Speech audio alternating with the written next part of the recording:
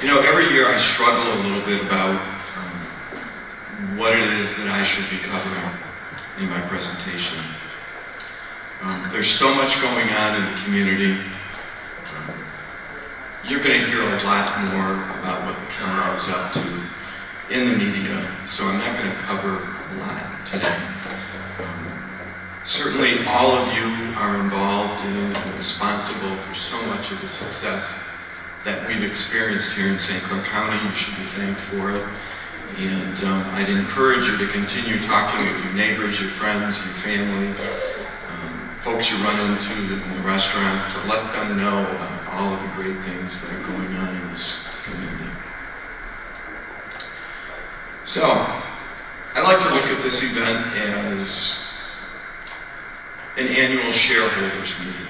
You know, all of you are taxpayers. All of you have a major stake in what goes on in our community. And the county board, as well as its administration, has a responsibility to meet with you on a fairly regular basis and let you know how we're doing. And that's what today is all about. So, one of the first things I want to point out to you is each year we prepare for you what we call the St. Clair County report card. So take some time today, hopefully not during my presentation, but if you need to, that's fine as well.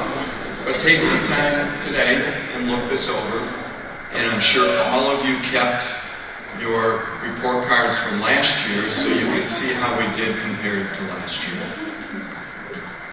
Today I intend to remind you of what we shared last year and the commitments that we made to you at that time. During the balance of the presentation, hopefully you'll be able to see what we've done and how we've done. We'll summarize the environment that we find ourselves working within and that each of you find yourselves working within. This includes state and regional influencers that shape our economic environment. We'll then take a look at the past 12 to 18 months, the county budget and its overall financial condition. A brief look at how our partnerships have helped us get where we are today and how some of those partnerships will influence our future. Some news about the convention center that might keep you interested this afternoon as well. And then we're going to close out today's report with a look at what we feel there is to come. Let's look back at what we discussed last year. These are the key issues that were addressed in last year's State of the County address. You may not recall, but the county did make some commitments to you last year. By the time we close out the meeting, it's our hope that you'll have seen some examples of the work that has been accomplished to fulfill some of those promises. Not everything is complete. Some of it's still in progress, but I can assure you that all of these issues are being addressed. We ask that you hold us accountable. Tell us what we're getting right, what we're getting wrong. You know, any employee, those of you that manage people, you know your employees like to hear if they're doing a good job or not, so they can write their course. And we certainly appreciate hearing that before you decide to get rid of any of us. So let's begin by looking at what all of us have to work with. This information that we're going to share here impacts decisions that you make as a business owner or manager and that the county makes as well. Programs that we may want to undertake can be successful or not because of the environment that we have to operate in. I'm sure each of you that manage a business can share a story, perhaps a tale of frustration largely due to the setbacks that our workforce has experienced here in the community. People have left the workforce, others have left the area, and some may have let their skills stagnate. All of us can relate to the situation as we struggle in filling the many positions that we have. These numbers look a little different than you're probably used to seeing. However, the perspective that we've provided here should create some level of optimism for you. The figures compare the number of unemployed members of the labor force in 2013 to those of 2014. What you see is that the segment of the labor force that was unemployed in 2013 has certainly been reduced in the past year. If you want to look at annualized numbers for the end of 2014, St. Clair County was at 9%, certainly higher than the region and higher than the state of Michigan. Regionally and locally, the largest age group within the county and the region are those that are between the ages of 35 and 59 years old. That's the most productive years for most people. Regionally, we can expect to see a modest growth in population. Our community will grow fairly slowly over the next year, or probably over the next 10 years. While we've seen some housing starts in St. Clair County at the end of the last fiscal year, and a little bit just in the last couple of months, we still lag behind housing starts within the region as a whole. Income levels in the county are, for the most part, flat. Additionally, they're lower than what they are for the region and for our economic competitors. Lower income levels continue to adversely impact our community and certainly the county as an organization. Comments from our bond rating agencies specifically point out this challenge, and you'll see it reflected in their opinions, which we'll talk about in a minute. One way of improving our local economy, our housing starts, incomes, and our expendable income is through education, which leads us to job growth. The numbers that you see there, I want to make sure that you understand, represent those that are 25 years or older in their highest level of education attainment. What they also point out, or should point out to you, is that many of the well-educated people that we develop in our community are gone by the time they're 25 years old. Retaining those that are educated or bringing them back to the community is a great first step in changing our economy. Let's talk a little bit about our financial health. I know it's something that I'm always told you as business people like to hear about, so we'll cover a couple of statistics for you today. We're only going to cover the county's general fund. During the past decade, revenues peaked in 2009 at just over $62 million. Property tax revenue peaked the same year as well and appear as though they've bottomed out in 2014. We're actually anticipating a 2% increase in property tax revenue in 2015, this fiscal year. However, total revenues for 2015 are projected to continue to drop this year. Most of those other revenues are tied to grant programs. And one of the things that the board and many of the department heads and elected department heads within the county do is when we have a grant program that disappears, once the funding disappears, the employee, the staff, the expense disappears as well. These are general fund expenditures, and you'll see that expenses peaked in 2009 just as the revenues peaked in 2009. Over the past 6 years, the organization's experienced a reduction in expenditures of $6.2 million. That's fairly significant when you look at the size of our general fund. The largest drop in our expenditures occurred between the years of 2013 and 2014, when spending reductions nearly hit $4 million. That certainly was a very tough budget year for us.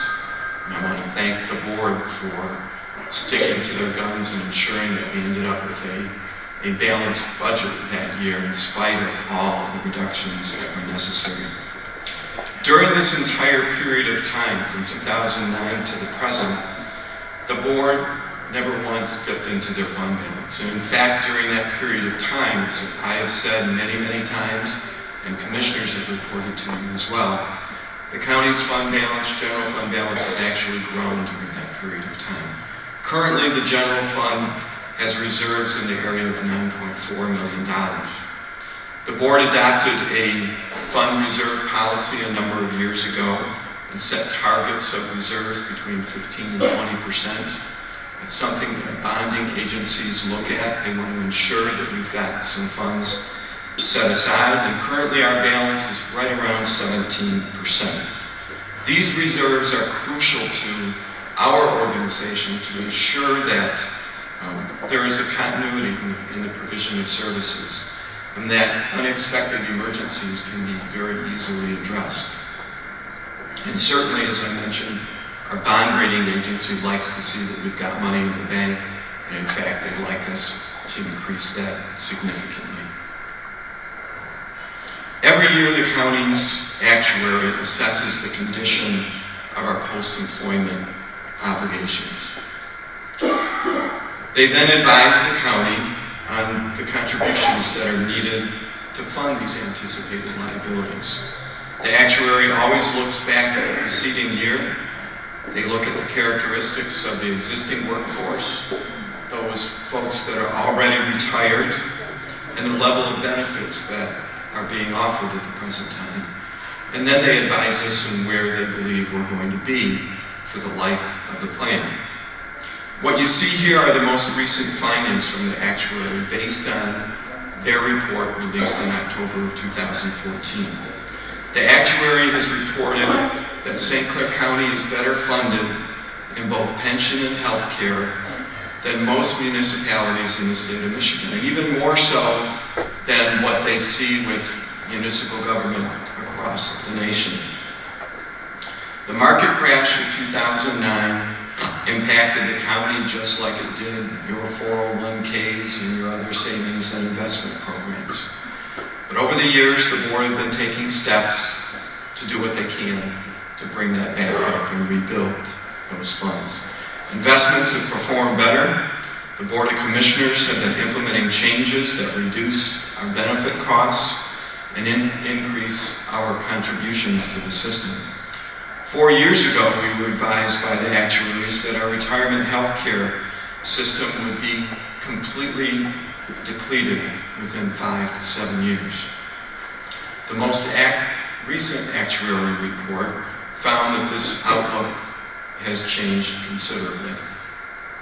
Currently, the actuary believes that as of today, this system will remain funded for at least 11 to 16 years, more than doubling the lifespan of the fund that was announced to us 4 years ago.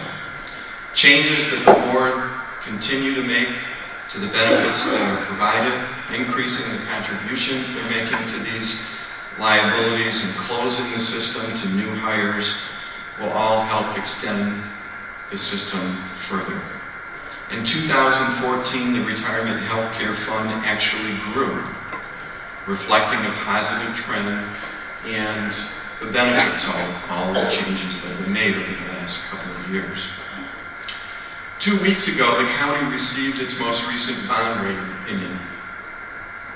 Work has been underway since the last quarter of 2014 to prepare for the evaluation.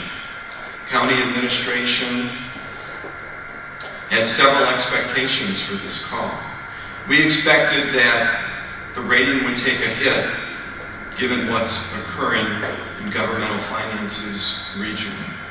That is a huge portion of what it is that Standard & Poor's as well as the other rating agencies look at in developing your scorecard. It's how are other governmental entities within the region and the state performing.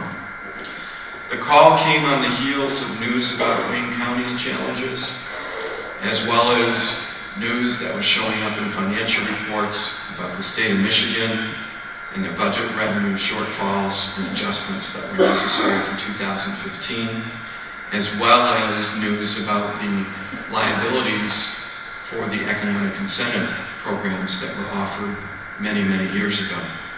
Our finance director, Ms. Hefting, worked very hard over the last year to try and improve our position, addressing factors that we can influence, primarily management and budget issues.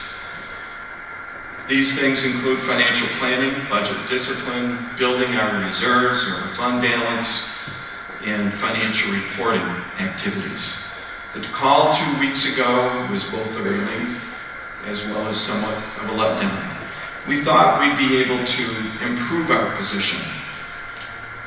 And at the same time, we recognize that the challenges, the economic environment that we're presented, we really have little control over.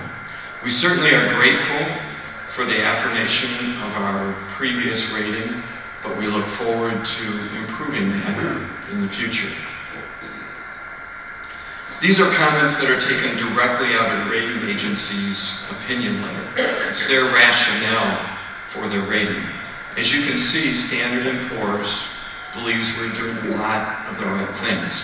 Unfortunately, one of the most significant factors in their opinion is the local and regional economy.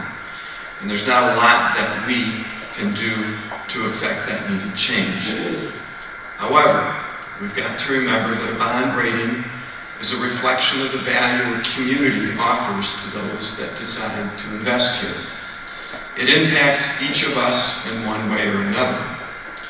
And I believe that if we continue to work together, if the collaboration continues, that we can change the rating agency's opinion the next time we speak with them.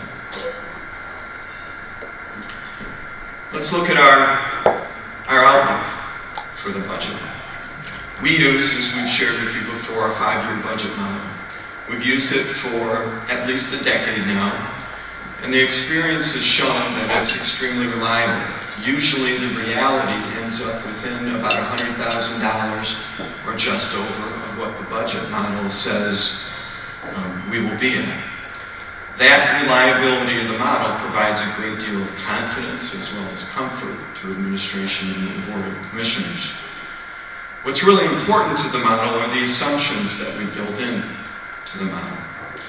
Let me share with you a couple of the assumptions that we're making for 2015 and on into 19. We expect that revenues will remain fairly flat.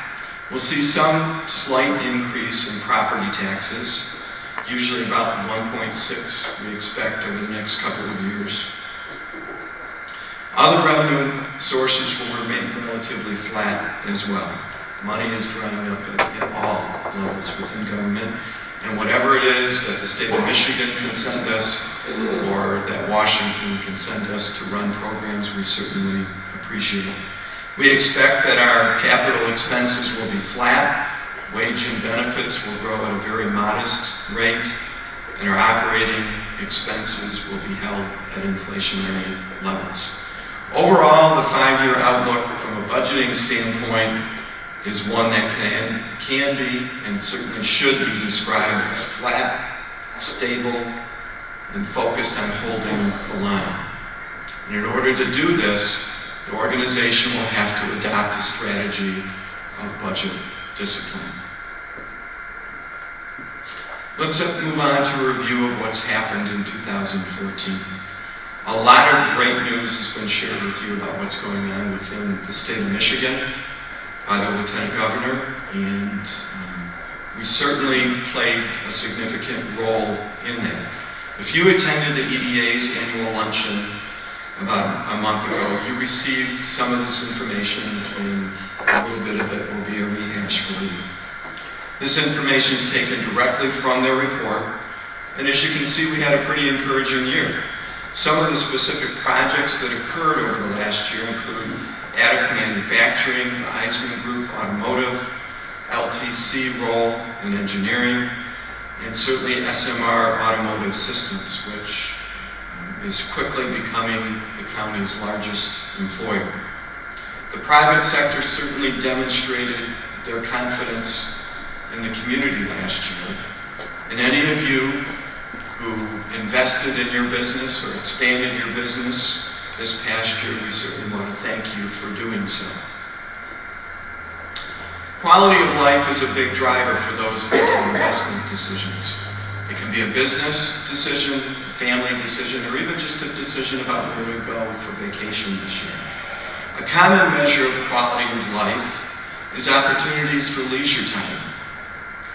Parkland is one of those opportunities. Over the past year, the county and the Parks and Rec Commission received $1.23 million from the state of Michigan for investments in our parks, development, as well as waterfront projects. The city of Marysville invested $5 million over the past few years in improving their waterfront and increasing accessibility to the waterfront. The Community Foundation, through a public and private partnership, has committed $6 million to improving the Blue Water Riverwalk, again, allowing for greater access to our water. Partnerships that have developed between the county, the Community Foundation, local communities, property owners, state agencies have all enabled us to gain unprecedented access to the waterfront, to enjoy our blueways, our paved trails, and engage in healthy lifestyles. These same partnerships are drawing visitors from across the country to enjoy what each of us can appreciate and enjoy every single day. During the summer months, our hotels and roadways leading into the county are just peppered with vehicles that are loaded down with kayaks, jet skis, canoes, and bicycles. Continued improvements to facilities such as the Blue Water Riverwalk, our Bridge to Bay Trail, our county parks, and our paddle routes will improve our quality of life and hopefully will also influence decisions to invest in our community. One of the most successful initiatives of the community for the last decade has been the recognition of our water-based recreational assets. Funds from partners including local communities, philanthropic organizations, and private donations have all aided to the success of the program that is in place today. The Blue Water Trail Towns Initiative includes 6 partners: the counties of St. Clair, Huron, and Tuscola, the Convention and Visitors Bureau, the Land Information Access Association, and the Tip of the Thumb Heritage Water Trail. It's a collaborative effort that coordinates planning and investments to maximize the decisions that are made by each of the partners. The state and federal government have such confidence in the program that they have used the template that is developed here within St. Clair County as a model for implementation throughout the entire Great Lakes Basin.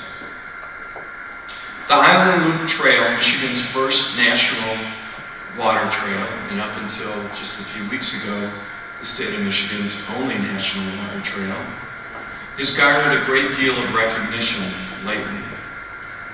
The designation draws users from throughout the nation. This spring, a conference of national water trail managers will be converging on the county to view the trail, and in particular, the unique adaptive paddling facilities that we have in place. The county's water trail system has set the bar for accessibility to water trails. These other trail managers are coming from all over the country to take a look at what we've done and learn from our success. In the national news over the past few days, there have been stories announcing a partnership between Google, Trekker, and the state of Michigan. Lieutenant Governor mentioned it to you a few moments ago. It spoiled my opportunity to announce that to you. But hopefully you've been watching the news and you've seen it. The Island Loop Trail has been designated as one of Michigan's most breathtaking views. One of the most breathtaking views in the entire state of Michigan. The designation includes sites such as the Mackinac Bridge, Tequamanon Falls, Pictured Rocks, and Sleeping Bear Dunes. Our own Lori Eschenberg from the Metro Planning Commission accompanied employees from Google last summer on their walking and their paddling tour, so she's known about this for about a year now and kept it under her hat. She is responsible as well for attaining the designation of the National Water Trail, along with our many partners that lend their support. So, you've been seeing, I believe that's been playing behind me, a short little video of what you will see. I certainly encourage you to visit Google Trekker site, get a look at all of the amenities that they're showing off for the state of Michigan, but certainly focus on what we have here in St. Clair County. And if you haven't taken the Island Loop Trail, I certainly encourage you to do so. So please visit Google Trekker and visit Pure Michigan if you want to learn a little bit more about this program and where St. Clair County sets within it. Several of the previous slides demonstrated some of the successes we've experienced by working together. When the economy tanked quickly, there was a recognition that no one was going to rescue us. And there was a conscious decision made by community leaders and groups that by working together, we can develop the best strategies to bring about change. These efforts to partner had sprung up fairly quickly, which is great considering how polarized the community had been up until that point. And what's most impressive is they've retained their strength. If nothing else, they've become stronger. A recognition that only by working together can we accomplish what previously we thought was impossible. As the County Board of Commissioners works in developing their organizational goals, it's vital that we consider what our partners are doing.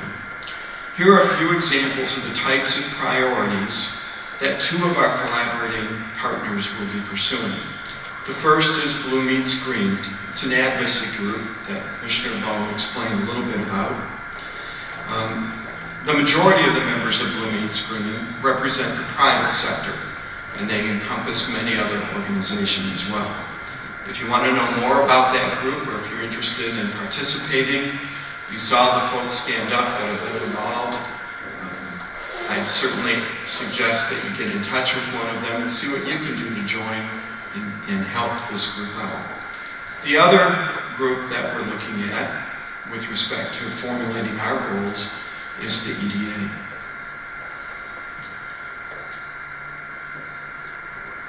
When we begin to mush together the priorities of our partners, using just these two as an example, the county's goals begin to take shape. As they stand today, these are the goals of the Board of Commissioners. And as you can see, they're quite simple, but yet they encompass a great deal. Their aim is to ensure efficient and responsible use of the limited resources that are available to the board. Few of us enjoy paying taxes. However, if you know that your taxes are going towards good things, and you appreciate how they are being used. And the board's goal is to ensure that you understand how they're used and you agree with what their priorities are. The Blue Water Convention Center, I can't leave a meeting or it seems if I go to the grocery store, everybody I run into want to know what's going on. Pretty soon the project will be over, much to my relief and to Jimmy Posey's relief, who's been working hard on this, and we can move on to other things. This is a case study in collaboration within this county. It has and continues to include the public sector, the private sector, and the nonprofit sectors. It's a partnership that continues to evolve and strengthen. At times it seems like this project's gone on forever. But if you remember what the initial goal of the project was, which was to encourage private investment and certainly to reopen the inn, today the DoubleTree, it happened quite quickly. From the inception of the concept in 2011 to the ribbon cutting for phase 1, which was the opening of the DoubleTree freighters and bakers as well, took just over 24 months. That's actually quite remarkable, given that one of the primary partners was government, and you all know how slow we are to act. Last year I was here telling you that we would be breaking ground on the convention center as soon as 4 feet of frost got out of the ground. That happened in May of last year, so certainly be thankful for where we are now. Well, we're here less than 12 months later, and I can announce to you that our ribbon cutting will be April 17th at 4 p.m. There will be a public open house on the 18th at the facility as well. I encourage you to watch the news to learn a little bit more about the events that will occur that day. And I ask that all of you invite yourselves to the ribbon cutting on the 17th as well. So we hope to be able to see you there. We've got a couple of slides that will show you what's there today and give you an idea of what's inside. If you join us, you'll get a much closer look as well.